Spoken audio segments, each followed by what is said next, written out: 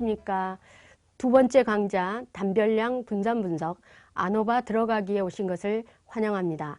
이번 강좌에서는 아노바 전체 검정과 가정들에 대해서 배워보도록 하겠습니다. 이 시간에는 아노바를 사용한 교육 연구 예시를 간단히 살펴보고 아노바 유형과 아노바 전체 검정에 관하여 논의하겠습니다. 가설 검증을 수행하는 데 있어서 피할 수 없이 범하는 오류에 대해 알아보고 검증력, 파워가 무엇인지 알아보겠습니다. 가설 검증을 위한 가정들을 확인하고 이 가정들을 위반할 때 분석 결과에 어떠한 영향을 미치는지 살펴보겠습니다. 통계 분석 패키지인 SPSS와 유레카를 이용하여 아노바 분석을 하고 얻은 결과를 살펴보도록 하겠습니다. 자, 아노바를 사용한 해외 교육 연구 예시입니다. 이 2016년 논문에서 사회적 바람직성에서 집단들 간 차이가 통계적으로 유의미한지에 대한 대답을 찾기 위해 아노바 분석을 하였습니다. 학력을 기준으로 고등학교, 대학교, 대학원, 석사학위 등 총 4개 집단을 비교한 결과 표의 마지막 열에 있는 P값이 0.001로 유의도 수준 알파 0.00보다 작았기에 연가설을 기각했습니다. 가설 검정의 결론은 사회적 바람직성에서 한 집단이 최소한 다른 한 집단과 통계적으로 유의미한 차이가 있다였습니다. 이 아노바 전체 검정에서는 4개 집단 중 어딘가에 차이가 존재한다는 사실을 밝혔지만 정확히 어떤 집단이 어떤 다른 집단과 유의미한 차이가 있는지는 아직 알 수 없습니다. 그것을 밝히려면 아노바 사후 비교 검정까지 후속적으로 수행해야 합니다. 이 사후 비교 검정은 강좌 3에서 자세히 살펴볼 것입니다. 자, 국내 연구에서 아노바 전체 검정을 수행한 경우입니다. 2009년 석사학위 연구 논문에서 발췌한 표입니다. 연구 질문은 교사를 대상으로 한 심화 연수의 이수 시간에 대한 만족도에서 교과 집단 간 차이가 통계적으로 유의합니까? 였습니다. 마지막 열에 F검정 통계량이 2.635라고 보고하고 있으며 위첨자 별표가 2개가 붙어 있습니다. 이것의 의미는 이 F검증 통계량의 P값이 유의도 수준 알파 0.01보다 작다는 표시입니다. 따라서 연가설을 기각하고 가설 검정의 결론을 다음과 같이 내릴 수 있습니다. 만족도에서 교과 집단 간 통계적으로 유의미한 차이가 있다 라고 결론을 내릴 수 있습니다. 표에서는 아노바 사후 비교 검정의 결과도 함께 보고하고 있습니다. 이 부분은 강좌 3에서 자세히 살펴볼 것입니다. 자, 국내외 교육 연구 사례를 간단하게 살펴보았습니다. 이제 아노바 전체 검정을 구체적으로 배우기에 앞서서 아노바 용어와 유형들을 간략히 먼저 살펴보겠습니다. 아노바는 독립변수와 종속변수로 이루어진 데이터를 분석합니다. 독립변수란 집단을 구별하는 변수이며 종속변수는 측정되는 변수, 즉 측정값을 성분으로 하는 변수입니다. 종속변수가 한 개일 때 단별량 아노바, 줄여서 아노바라고 하고요. 종속변수가 2개 이상일 때는 다별량 아노바 혹은 다별량 분산 분석 또는 마노바라고 합니다. 자, 강좌 2와 3에서는 종속변수가 한 개인 아노바를 살펴보고 강좌 4와 5에서는 종속변수가 2개 이상인 마노바를 살펴볼 것입니다. 아노바에서는 종속변수는 한 개이어야 하지만 독립변수는 2개 이상일 수 있습니다. 만일 독립변수가 한 개이면 일원 분산 분석 혹은 원웨이 아노바라고 하고 독립변수가 2개이면 이원 분산 분석 혹은 투웨이 아노바라고 합니다. 독립변수가 2개 이상일 경우 팩토리얼 아노바 혹은 요인 분산 분석이라고 부르기도 합니다. 아노바 맥락에서 요인은 독립변수를 일컫는 말이며 수준은 집단의 수를 가리킵니다. 자, 그렇다면 아래 그 예시 구문을 보시기 바랍니다. 첫 번째로 전자담배 흡연 집단과 비흡연 집단 간 수업 참여율의 차이에서 독립변수와 종속변수는 각각 무엇일까요? 네, 독립변수는 흡연 여부이고 종속변수는 수업 참여율입니다. 다음 문구에서도 독립변수와 종속변수를 찾을 수 있습니다. 이 부분은 연습 문제로 남겨두도록 하겠습니다. 본격적으로 아노바 전체 검정 중 아노바 오버롤 테스트를 살펴보겠습니다. 가설 검정의 논리적 4단계에서 첫째는 연가설과 대립가설을 설정한다입니다. 연가설은 모집에서 집단 간 차이가 없다. 대립가설은 모집에서 최소한 한 집단이 다른 한 집단과 차이가 있다입니다. 여기서 그리스 알파벳 미우는 모집단 평균을 가리키고 미우 아래 첨자 1은 모집단의 첫 번째 집단을 가리킵니다. 가설 검정의 목적은 표본이 아니고 표본이 대표하고 있는 모집의 속성을 추정하는 데 있다는 것을 상기하셔야 합니다. 자, 이 사실은 매우 중요한 것으로 반드시 기억하셔야 합니다. 추론 통계 방법을 사용하는 양적 연구의 철학적 가정은 객관적 실제 truth 혹은 reality가 존재하며 연구자의 책무는 과학적이고 객관적이며 논리적인 방식으로 그 실제를 규명하여 해석하는 것입니다. 가설 검정에서 밝히고자 하는 실제는 모집의 속성인 것입니다. 자, 가설 검정의 두 번째 단계는 연가설을 기각할 증거를 설정한다입니다. 이는 유의도 수준 알파를 0.05 혹은 0.01로 설정한다는 말과 같은 말입니다. 유의도 수준 알파는 무엇일까요? 자, 모집에서 반복적으로 N개의 관찰치를 가진 무선 표집을 해서 얻어진 많은 수의 표본들이 있다고 가정합시다. 이 표본들을 통해 F값이라는 검증 통계량을 계산합니다. 그 F값들은 이론적 분포인 F분포를 따른다고 알려져 있습니다. 만일 무선 표본들이 동일한 모집에서 나온 것이 맞다면 F검정 통계량들로 이루어진 표집 분포는 어떤 한 값을 중심으로 몰려 있을 것입니다. 그 값에서 멀리 떨어져 있는 극단치의 값들이 나올 경우는 많지 않을 것입니다. 유도 수준 알파는 이 F 표집 분포에서 극단값이 나올 확률을 가리킵니다. 알파가 0.05이면 100번의 경우에 5번 이하로 나올 확률이며 알파가 0.01이면 100번에 한 번 나올 확률을 의미합니다. 자, 세 번째 가설 검정의 세 번째 단계 F 검증 통계량을 계산하는 공식입니다. N은 표본의 크기, 즉 관찰치의 수이고 K는 집단의 수입니다. DF는 자유도이며 아래 첨자 NUM은 분자 자유도를 DEN은 분모 자유도를 각각 가리킵니다. 집단 간, 집단 내 제곱합을 해당 자유도로 각각 나누면 집단 간, 집단 내 평균 제곱합을 구하게 됩니다. 관련한 공식들은 본 슬라이드에 자세히 나와 있습니다. 자, 이 두 평균 제곱합의 비가 검증 통계량 F값이 되는 것입니다. 연가설이 참일 때 두 평균 제곱합은 모집의 분산을 추정하는 비편향 추정치들입니다. 따라서 연가설이 참이면 내용부의 표본에서 계산된 F 검증 통계량은 1에 가까운 값일 확률이 높습니다. 1보다 매우 큰 F값이 나올 수는 있지만 그러한 확률은 매우 낮을 것입니다.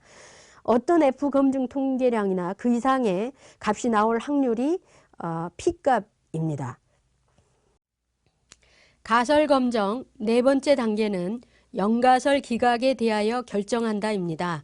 산출된 F 검증 통계량의 P값이 유의도 수준 알파보다 작으면 연가설을 기각합니다. 가령 P가 0.023이고 알파는 0.05이면 연가설을 기각해야 합니까? 네, 기각해야 합니다. 이때 P가 0.023이라는 뜻은 무엇일까요? 연가설이 참일 때 무선 표본에서 얻어진 F 검증 통계량이 연구자가 산출한 검증 통계량이나 그 이상의 값을 가질 확률이 100번에 2번 정도에 불과하다는 뜻입니다. 확률적으로 일어나기 희박한 경우로 연가설이 참이라고 주장하기보다는 연가설을 기각하고 대립가설을 받아들이는 것이 논리적이고 합리적인 선택입니다. 연가설을 기각했다면 아노바 전체 검정의 결론은 한 집단이 최소한 다른 한 집단과 종속 변수에서 통계적으로 유의미한 차이가 있다 라고 결론을 내립니다. 혹은 모집에서 한 집단의 종속 변수의 평균이 최소한 다른 한 집단의 평균과 다르다고 믿을 만한 충분한 근거가 있다라고 할 수 있을 것입니다. 자, 참고로 이론적 확률 분포인 F분포를 잠시 살펴보겠습니다. 이 분포는 분자분모 자유도를 파라미터로 하는 연속 변수의 이론적 확률 분포입니다. 분자분모 자유도에 따라 수많은 F분포가 존재합니다. 표본 데이터의 관찰치의 수, 집단의 수에 따라 정확한 P값을 계산할 F 표집 분포를 찾아낼 수 있습니다. 가령 집단이 5개이고 표본 크기가 31인 경우 F 검증 통계량의 분자 분모 자유도는 4와 26이며 아래 그래프 중 4와 26 자유도를 가진 분포와 같습니다. 이 표집 분포의 오른쪽 꼬리에 극단값들이 모여 있는 것이죠. 이 꼬리에 기각 영역, 즉 유의도 수준 알파를 설정하는 것입니다. 곡선 아래 전체 면적 중에서 5%로 설정하면 유의도 수준 알파가 0.05인 경우에 해당하고요. 전체 면적 중 1%로 설정하면 유의도 수준 알파가 0.01인 경우입니다. 기각 영역이 시작되는 수평축 값, 즉 F값을 F 임계값이라고 부릅니다.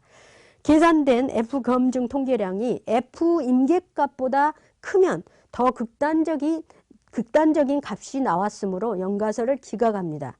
자, 이 경우 산출된 F 검증 통계량이나 그 이상의 값을 가질 확률인 P값이 유의도 수준 알파보다 작은 경우와 같으므로 연가설을 기각하는 논리가 일관됩니다. 자, 이제까지 가설 검정 4단계를 구체적으로 살펴보았습니다. 자, 이번에는 가설 검정에 수반되는 2가지 오류에 대해서 살펴보도록 하겠습니다. 먼저 일종 오류입니다. 연가설이 참인데 잘못 기각하여 발생하는 오류입니다. 이 오류를 범할 확률은 유의도 수준 알파와 같습니다. 실제로 F분포에서 보았듯이 연가설이 참일 때에도 드물긴 하지만 큰 F 검증 통계량이 나올 수 있습니다. 무선 표집의 속성상 그러한 일이 발생할 수 있습니다. 가설 검정은 이러한 경우라도 검증 통계량의 P값이 알파보다 작으면 연가설을 반드시 기각해야 됩니다. 그러한 선택은 일종 오류를 범하게 되는 것입니다. 유의도 수준 알파를 작게 하면 일종 오류는 그만큼 감소합니다. 따라서 유의도 수준 알파가 결국은 일종 오류율인 것입니다. 사실 연구자는 모집의 실제를 모릅니다. 표본 데이터를 가지고 논리적인 결정을 내리는 것뿐입니다. 자, 다음으로 이종 오류를 알아보겠습니다. 이종 오류는 연가설이 거짓인데 기각하지 않아서 범하는 오류입니다. 이종 오류를 범할 확률은 베타라고 부릅니다. 다음은 검증력이라고 불리는 파워에 대해서 알아보겠습니다. 파워는 거짓된 연가설을 올바르게 기각하고 대립가설을 받아들일 확률입니다. 이것은 올바른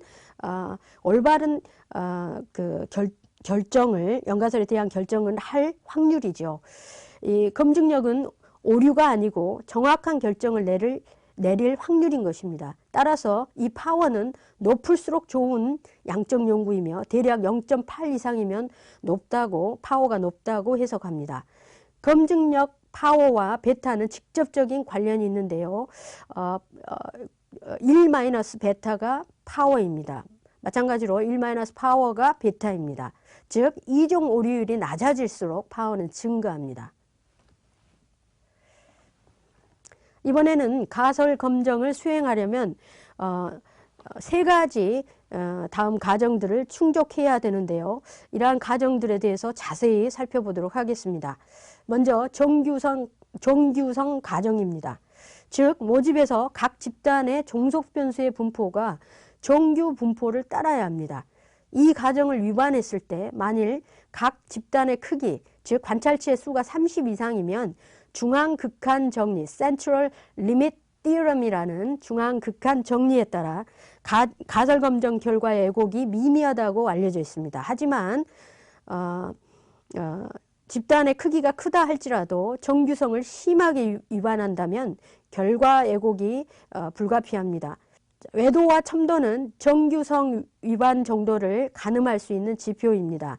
외도는 좌우로 편향되는 정도를 나타내며 첨도는 분포의 피크가 뾰족해지거나 두툼해지고 양꼬리가 두툼해지거나 얇아지는 정도를 나타내는 지표입니다. SPSS 분석 결과에서 제공하는 외도와 첨도의 값이 0이면 정규 분포를 나타내며 플러스 마이너스 1.96 곱하기 표준 오차값 사이에 떨어지면 정규성이 위반되었을지라도 심각한 위반은 아니라고 봅니다. 따라서 가설검정 결과를 심각하게 왜곡하지 않는다고 간주합니다. 자, 정규성 가정을 체크하는 가설검정 방식들이 있는데요. 대표적인 방식이 샤피로 윌크 테스트라는 SW 테스트 검정 방식이 있습니다. 표본의 크기가 작으면 두 검정 방법 중 SW 검정을 사용하라고 하는데 최근 문헌들을 살펴보면 KS 테스트보다 SW 테스트가 정확하게 수행한다고 보고하는 문헌들이 있습니다. 두 번째로 동분산성 가정입니다. 모집에서 각 집단의 분포의 분산이 동일해야 한다는 가정입니다. 문헌에 의하면 동분산성을 위반했어도 집단의 크기가 동일하거나 유사하면 아노바 결과 왜곡이 심각하지 않다고 합니다. 유사한 크기라고 하면 가장 큰 집단 크기와 가장 작은 크기의 비가 1.5보다 작은 경우들을 말합니다. 집단의 크기가 유사하더라도 만일 위반 정도가 심하면 또한 문제가 발생합니다. 이때 더 큰 집단이 더 작은 분산을 가졌을 경우 일정 오류율이 증가한다고 알려져 있습니다. 이 말은 연가설을 잘못 기각할 실제적인 확률이 높아진다는 뜻으로 통계적으로 유의미한 결과가 나왔을지라도 그것이 일정 오류의 인플레로 기인한 것인지 실제적인 어떤 차이가 모집에 존재해서 나온 결과인지 혼동이 되는 그러한 상황이 발생할 수 있습니다. 반면에 더 큰 집단이 큰 분산을 가졌을 경우는 검증력이 약화된다고 합니다. 다시 말해서 이종 오류가 커지는 상황입니다. 이 경우에는 통계적으로 유의미하지 않은 결과가 실제로 모집에서 집단 간의 차이가 없어서 그러한 결과가 나온 것인지 아니면 검증력이 약화되어서 그 차이를 알아내지 못한 것인지 의심이 가는 상황이 될 수가 있습니다. 자, 동분산성 가정을 가설 검증하는 방식으로 테스트할 수가 있는데요. 그 방식은 르빈스 테스트라고 잘 알려진 방식이 있습니다.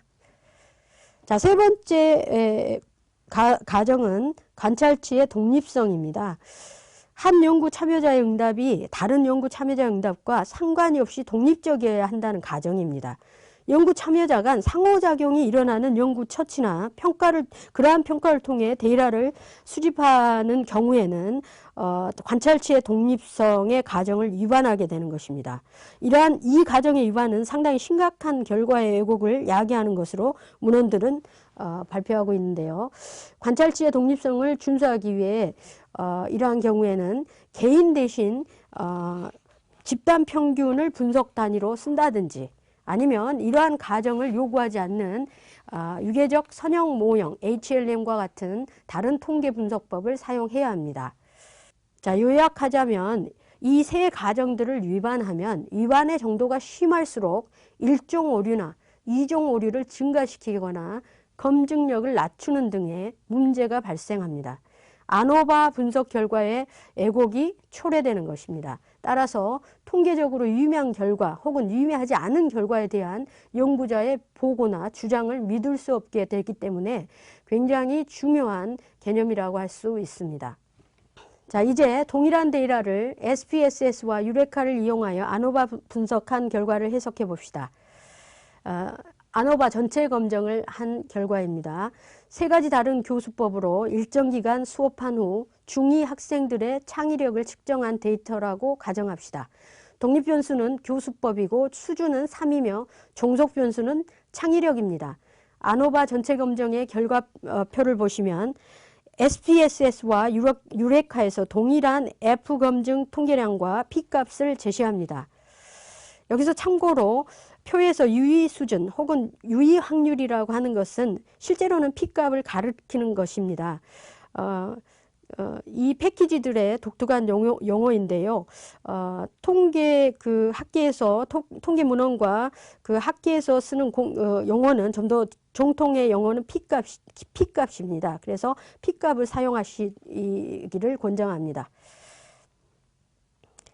자, 유도 수준 알파는 연구자가 정하는 것으로 통상 0.05를 사용합니다. 이 분석에서도 0.05를 사용하겠습니다. SPSS나 유레카 모두 분자 분모 자유도가 각각 2와 75이고 F검증 통계량은 6.829였습니다. 이 검증 통계량의 P값은 0.002로 알파 0.05보다 작습니다. 따라서 연가설을 기각하고 대립가설을 받아들여야 합니다. 이때 모집에서 세 교수법 집단의 창의력 평균이 같다가 연가설입니다. 대립가설은 모집에서 최소한 한 교수법 집단의 창의력 평균이 다른 한 교수법 집단의 평균과 다르다입니다. 연가설을 기각했으니 가설 검정의 결론은 창의력에서 최소한 한 교수법이 다른 한 교수법과 통계적으로 유의미한 차이가 있었다. 혹은 모집에서 최소한 한 교수법 집단의 창의력 평균이 다른 한 집단의 평균과 다르다고 믿을 만한 충분한 근거가 있다입니다. 그런데 이러한 결론이 왜곡되었을 가능성은 없을까요? 이 질문에 답하려면 아노바 가정들을 체크해야 합니다. 자, 정규성 가정에 대한 체크를 위하여 가설 검정을 한 결과를 보여주고 있습니다. KS 테스트와 SW 테스트의 결과입니다. SW 테스트의 결과를 보시면 교수법 집단 2와 3의 P값이 각각 0.039 그리고 0.029입니다. 이 값들은 유도 수준 알파 0.05보다 작기 때문에 연가설을 기각합니다. 이때 그 가정에 대한 가설 검정의 연가설은 이 경우에 모집에서 정규성 가정을 충족한다이며 대립 가설은 충족하지 않는다입니다. 따라서 연가설을 기각한다는 말은 데이터가 정규성을 위반했다고 믿을 만한 충분한 근거가 있다는 의미입니다. 자, 그럼 이제 위반의 정도가 위협적인 수준인지 파악해야 합니다. 자, 교수법 집단 2와 3의 외도와 첨도를 살펴보겠습니다. 마지막 두 열의 통계와 표준 오차값이 나와 있습니다. 자, 플러스 마이너스 1.96 곱하기 표준 오차 구간의 통계량이 떨어진다면 정규성 가정의 위반은 심각한 왜곡을 초래하는 정도의 그 위반으로 보지 않습니다. 여기에 나와 있는 통계량은 그 사이 구간에 떨어지는 값이기 때문에 심각한 정규성 위반으로 간주하지 않습니다. 자, 이번에는 동분산성 가정입니다. SPSS와 유레카 모드 르빈스 테스트 결과를 제공합니다. P값은 0.109로 유의도 수준 알파 0.05보다 큽니다. 따라서 연가설을 기각하지 않습니다. 여기서 연가설은 모집에서 동분산성 가정을 충족한다이며 대립가설은 충족하지 않는다입니다. 세 가정 중에 정규성과 동분산성 가정에서 이 데이터는 비교적 충족한다, 대체로 충족한다라고 결론을 내릴 수 있겠습니다. 그러면 세 번째 가정, 관찰치의 독립성 가정은 연구자가 연구 설계를 통해 처치를 하거나 데이터 수집을 하기 때문에 관찰치가 서로 간 독립적인지 상관되었을지 대충 알 수 있습니다. 상관되었다고 믿을 만한 특별한 이유가 없는 한 관찰치는 독립적이라고 간주해도 무방할 것입니다. 여기에서는 관찰치가 독립되었다고 가정합시다. 그리고 참고로 관찰치의 독립성을 체크해보는 통계적 방법도 존재하지만 본 강좌에서는 제한된 시간으로 다루지 않겠습니다. 만호바 강좌에서 이 부분은 다루도록 하겠습니다. 그리고 제공된 참고 문헌에도 자세히 나와 있기 때문에 참고 문헌을 참고하시기 바랍니다. 자, 지금까지 아노바의 세 가지 가정이 충족되어 있는지 알아보았습니다.